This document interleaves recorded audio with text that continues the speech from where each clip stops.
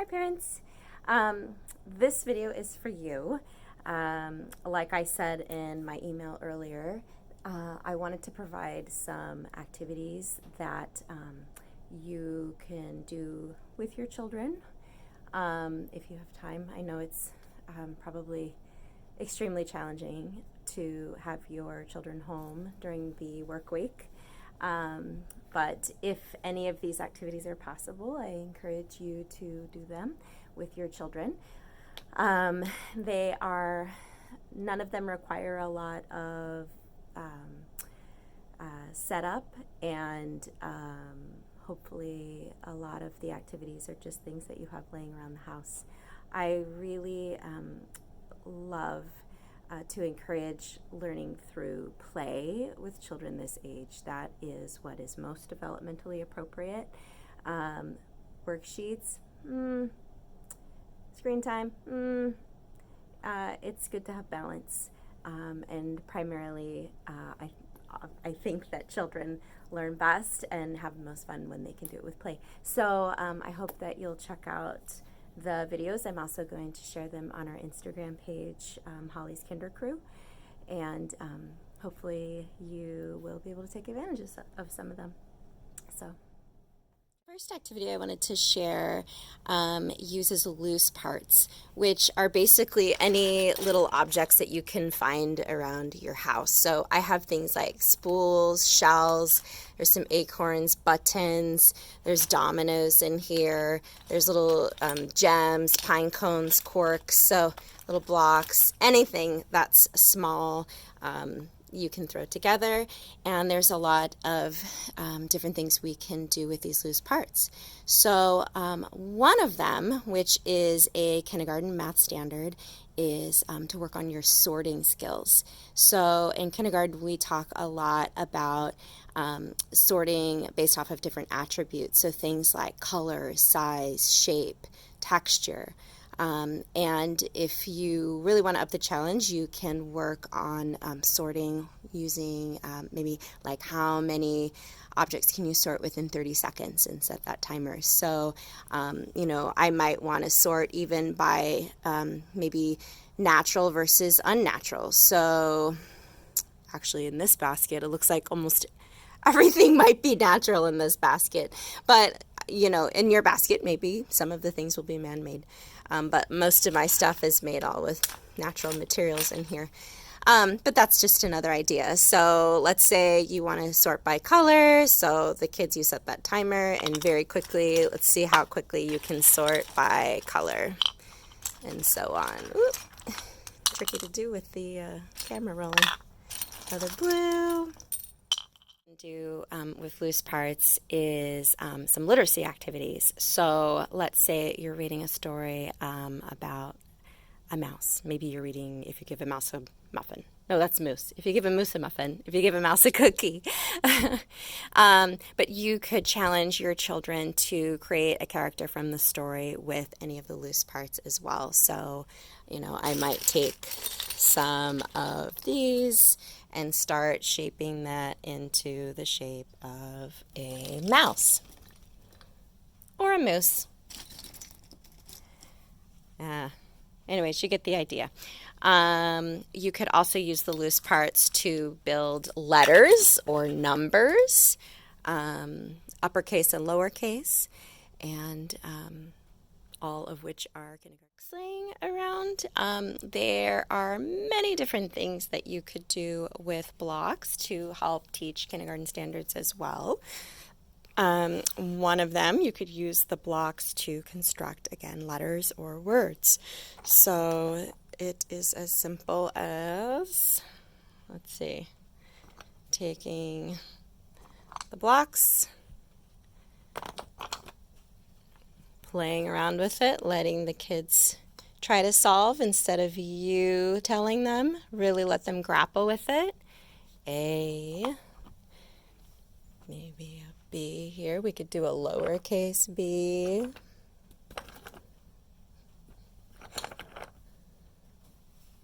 A, B. For kids that are ready to start spelling words and working on their sight words, they could start building some of their words with the blocks. Let's see if I can make a K. Ooh, K, E. And it's okay if they are mixed up with the casing right now. That's okay with the blocks. It's just for fun. And also use blocks to teach math. And one kindergarten standard that we are currently working on in kindergarten is subtraction. One thing you can have your child do is build a tower of blocks. Great for fine motor skills as well. And then have them, here's my tower, have them knock over some of the blocks. So we had 6, 3 fell down. So 6, take away 3, leaves. Use blocks to help learn yet another kindergarten standard of solid shapes. Legos are another great way to learn through play. If you have them at home and you have certain kits that the kids can build, have them build those sets. You know, maybe they have a Star Wars set or a Ninjago or something. And while they're building, you can turn it into some math skill practice where they can count the Legos that they're using. They can compare the shapes that they're using, count how many of a certain type of shape they use, and then when they're done building, they can count up how many colors of a certain type that they used. You can use Legos to help teach literacy is if you don't necessarily need the base plate, but you can use them either on the plate to build letters, right, or words. You can spell words with them as well. Or if you don't have the base plate, you can obviously just build them out here this way with the Legos, and so on. Students also like to do engineering projects.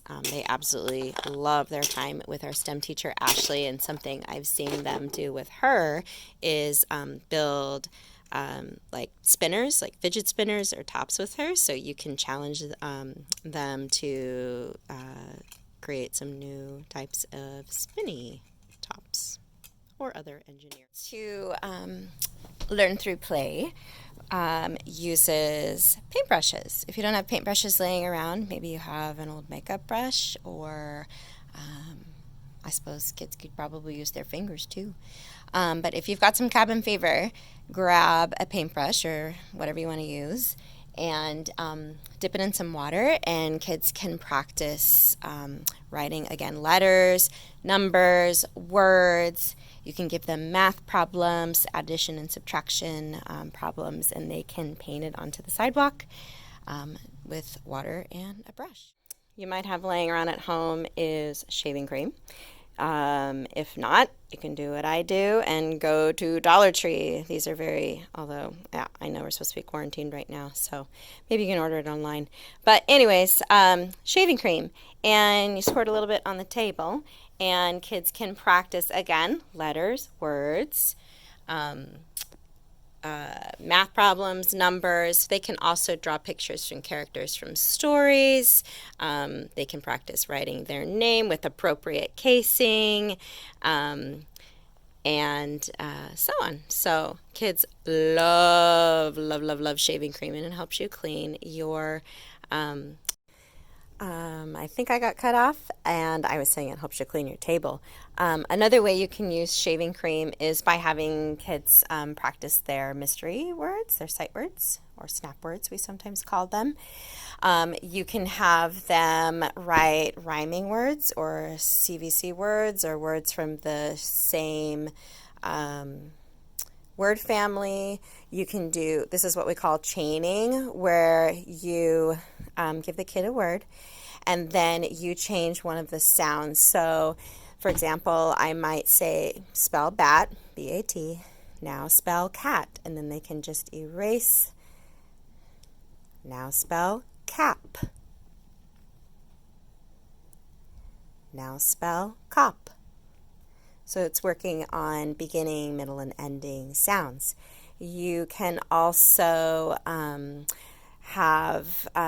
you can maybe start writing the beginning of a word, like maybe you're writing the word stop, and have your child finish the word up. To work on kindergarten standards and help support gross motor skills is with this game. You can take cups, doesn't have to be paper. You could use regular cups and just slip a piece of paper in there with whatever you want the snowball to match up with. And I just took a pair of socks here and taped lowercase letter E, and you can have your child practice tossing the sock that matches the uppercase letter into the cup.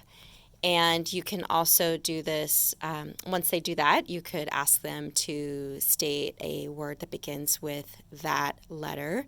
Or if they're still working on sounds, you can have them just state back the sound that the letter makes. You could also do math problems. So you could have different numbers listed in the cups. So you could pretend, like, say this one's 2, and then on my sock I have the number 5. And then when the child throws the ball into the cup, they would need to add or subtract 5 and 2. If I had another cup here and it said 4, and the sock went in there, then it would be 5 and 4. That you can make from home using just paper, and I used sticky notes here.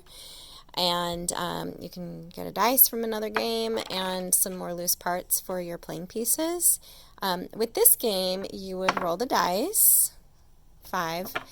A bigger piece of paper would be more helpful, or smaller sticky notes. You could also cut these smaller, since 5 is going to get you pretty far, but you'll get the idea. So you start 1, 2, 3, 4, 5. And on this one, kids are practicing different word families.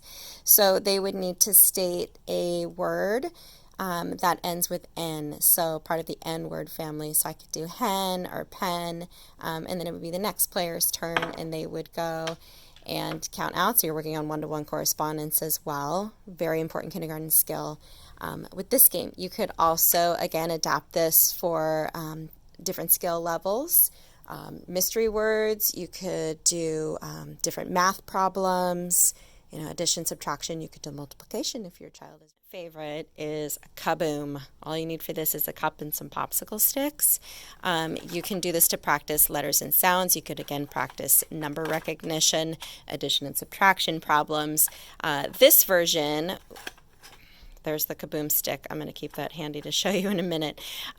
But in this version, children are working on their sight words, their snap or mystery words. So they pull a stick, they read the word, they can put it in a sentence if you want to challenge them. If they get the word, they keep it. And then the play passes to the next player. Again, they pull the stick, read the word. And then if it's their turn and they pull a kaboom, we yell kaboom, and then we put all of that player's sticks back into the cup, and we practice good sport. Play-Doh is every kindergartner's favorite toy. This can be used to learn a lot of different skills as well. You can, again, roll out different shapes, cylinders, spheres. We're working on fine motor skills here. And then you can use the Play-Doh to create different letters again. I would do it if I had 2 hands, but the other one's holding the phone. But you get the idea. Letters, words, numbers, etc. And you can use it if your child is working on one-to-one correspondence to roll out different balls and then count the balls. You could do practice the addition and subtraction strategy using objects with Play-Doh. If your child is really needing support with fine motor skills, I would recommend using clay rather than Play-Doh to help strengthen those muscles. To practice more literacy skills, you could collect some rocks from your yard and paint them with different letters. You could do upper and lower case and match the letters. You could use the rocks to spell words. You could have your child practice letter and sound identification, and state words that begin with the name of the letter of the rock that they pick from the basket. You could also, on the rocks, just have you and your child paint different pictures. You could paint pictures of houses and animals and food and airplanes, wherever your imagination takes you, and use those to create stories. We call them story stones. That skill will help with comprehension and retelling and sequencing. If you're not feeling that crafty and you have little toys laying around your home, you could collect those to do the same thing. So sit with your child and make up stories. It is so fun. For example, I might say once upon a time there was a giraffe who lived in a gray house with their friend, the rhino.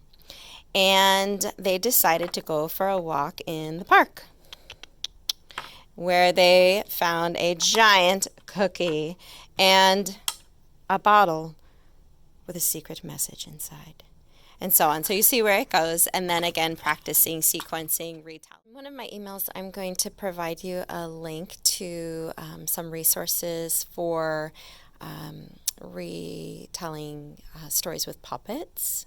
I love puppets. If you know anything about me, you might know that I'm a huge Jim Henson fan.